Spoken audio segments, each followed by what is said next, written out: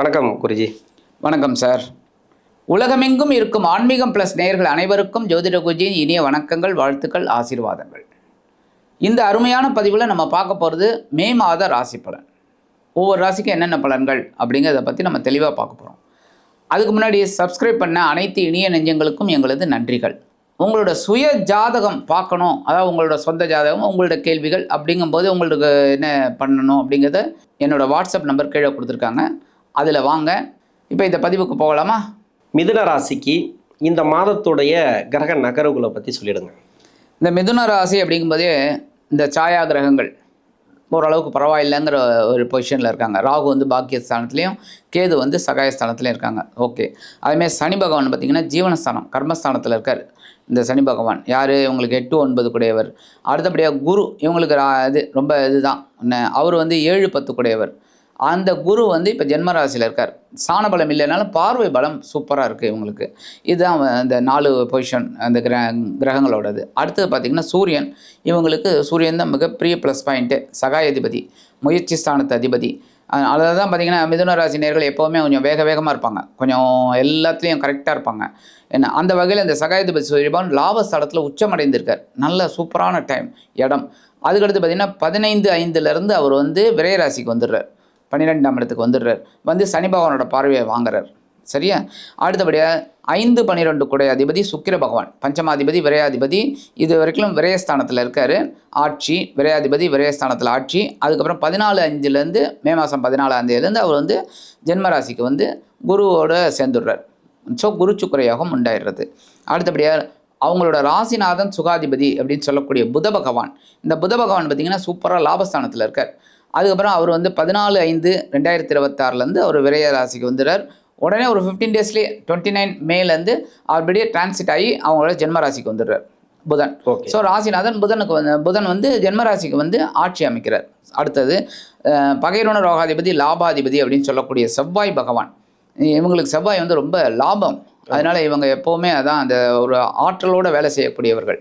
6-11 கூடியவர் வந்து ஜீவனஸ்தானத்தில் இருக்கார். கர்மஸ்தானம் அப்படிங்கும்போது பரவாயில்ல, திக்பலம் அப்படின்னாலும் சனி பகவானோட சேர்ந்துட்டு இருக்கார். ஸோ இது வந்து 10ஆம் தேதி இருக்கலாம், கொஞ்சம் டென்ஷன் இருக்கும். 11ஆம் தேதியிலேருந்து இவர் டிரான்சிட் ஆகி எங்கே வரார் அப்படின்னு பார்த்தீங்கன்னா லாபஸ்தானத்துக்கு வந்து சூப்பராக, ஏன்னா லாபாதிபதி லாபஸ்தானத்துக்கே வந்து சூப்பராக ஆட்சி அமைத்து சஞ்சாரம் பண்ண போகிறார். அற்புதமான கிரக நிலைகள். இப்போ மிதுன ராசிக்கு வந்து தொழில் செய்யக்கூடியவர்களுக்கும் வேலை செய்யக்கூடியவர்களுக்கும் எப்படி இருக்கும்? ஏன்னா வேலை ரீதியாக ஒரு சில சிக்கலை அனுபவிச்சுட்டு வராங்க. வேலை ப்ரெஷர் அதிகமாக இருக்குது. அதாவது வேலை போயிடும் அப்படின்ற பயம்லாம் கிடையாது. வேலை ரீதியாக ரொம்ப அழுத்தம். ஆமாம். தேவையில்லாத எல்லா வேலையும் நம்ம எல்லாம் செய்கிறது, ஆள் பற்றாக்குறை, அது மாதிரி நிறைய நெருக்கடிகளை ஒரு சில காலமாக கொடுத்துருக்கு. அதுக்கு என்ன காரணம் அப்படிங்கிறது அவங்களுக்கே தெரியாது. என்னன்னாக்கா இப்போ தசாபுத்தி ஒரு சில பேருக்கு மாறி இருக்கலாம். கரெக்ட். இப்போ வந்து வருஷம் பிறந்தாச்சு, ஏதாவது ஒரு எதிர்பார்ப்பு இருக்கும், ஒரு இன்க்ரிமெண்ட் இருக்கும், ஒரு ப்ரொமோஷன் எதிர்பார்ப்பாங்க, ஏதோ ஒரு மாற்றங்களை எதிர்பார்ப்பாங்க இல்லையா? இது வந்து வேலை செய்கிறவங்களுக்கு. தொழிலில் ஏதாவது ஒரு வருமானம் வருமா, பெருசாக கொஞ்சம் ஏதாவது ஒரு மாற்றம் வருமானு பார்க்குறவங்களுக்கு எப்படி இருக்கும்? இப்போ இந்த உத்தியோகம் பற்றி முதல்ல சொல்லிடுறேன். உத்தியோகஸ்தர்கள் அப்படிங்கும்போதே இவங்களுக்கு கொஞ்சம் டென்ஷன் தான் இருக்குது, ஒரு வருஷமாகவே இருக்குது. ஏன்னா குரு வந்து ஜென்மராசிக்கு வந்ததுலேருந்தே கொஞ்சம் டென்ஷன். ஏன்னா இந்த மிதுன ராசினியர்களுக்கு குரு வந்து அந்த அளவுக்கு ஃபேவரபிள் கிடையாது.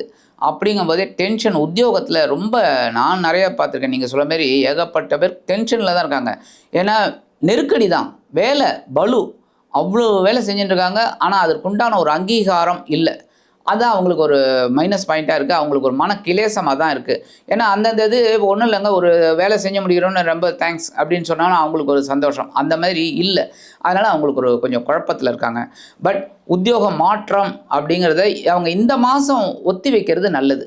உத்தியோக மாற்றம் 11 மாதம் கஷ்டப்பட்டாங்க, ஒரு மாதம் தானே கொஞ்சம் அட்ஜஸ்ட் பண்ணிட்டாங்கன்னா ரொம்ப நல்லது. ஏன்னா குரு மாறும்போது ஓரளவுக்கு நன்மைகளை கிடைக்கும். ஏன்னா சுபகிரகம் என்னதான் இருந்தாலும் ஜென்மராசியில் இருக்கும்போது குழப்பத்தை தான் கொடுப்பார். என்ன பார்வையால் சமாளிக்கிறாங்க.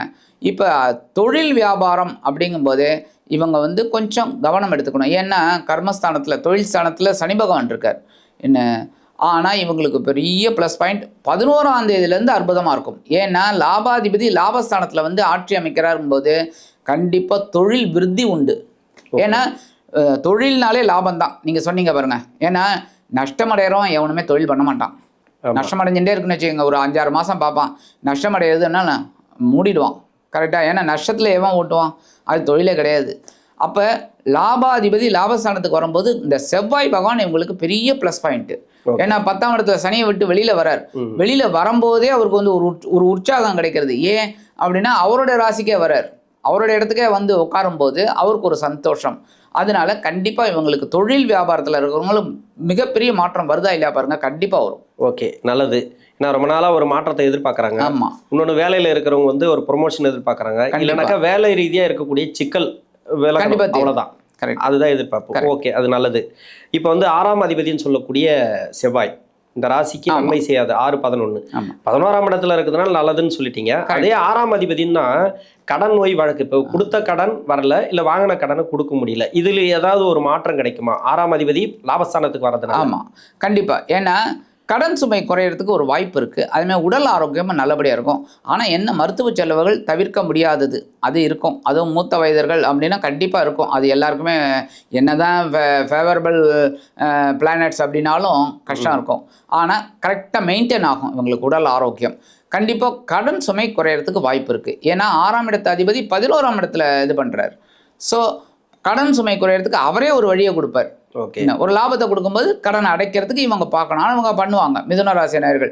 ஏன்னா இவங்க வந்து கொஞ்சம் வீண் பழி அவமானங்கள் இதெல்லாம் பார்த்துட்டாங்க, பயப்படுவாங்க. அதுக்கு உண்டான ஒரு இதெல்லாம், அதனால கடனை அடைச்சிடுவாங்க. அந்த கடனை அடைக்கக்கூடிய ஒரு வாய்ப்பு கண்டிப்பாக கிடைக்கும். சூப்பர். இப்போ வந்து பெண்களுக்கு, மிதுன ராசியில் இருக்கக்கூடிய பெண்களுக்கு வேலை ரீதியாக வேலை சுமை அதெல்லாம் வந்து ஒரு சிலது பேசியிருக்கீங்க. ஆனால் குறிப்பாக பெண்களுக்குன்னு நம்ம சொல்லணும். ஆமாம். ஏன்னா நிறைய பேர் எதிர்பார்க்குறாங்க. இப்போ இந்த மாதத்தை பொறுத்த வரைக்கும் பெண்களுக்கு என்ன சொல்ல வரீங்க, எதில் எல்லாம் உஷாராக இருக்கணும்? பெண்கள் அப்படிங்கும்போதே இவங்க வந்து ஒரு 13ஆம் தேதி வரைக்கும் கொஞ்சம் விரயத்தில் கண்ட்ரோலாக இருந்தால் போகிறோம். செலவுகள் என்ன, ஏன்னா இவங்க ஒன்று உத்தியோகத்துக்கு போகிறாங்கன்னா அந்தமாரி, இல்லை வீட்டில் எல்லாமே அவங்க தான் மெயின்டைன் பண்ணுறாங்க பெண்கள். அப்போ இந்த செலவுகளில் கொஞ்சம் கண்ட்ரோலாக இருந்தால் ரொம்ப நல்லது. ஏன்னா கொஞ்சம் சந்தோஷமாக இருக்கிறதுக்கு ஏதாவது செலவு பண்ணலான்னு தோணும். அதனால் இவங்க அந்த விதத்தில்.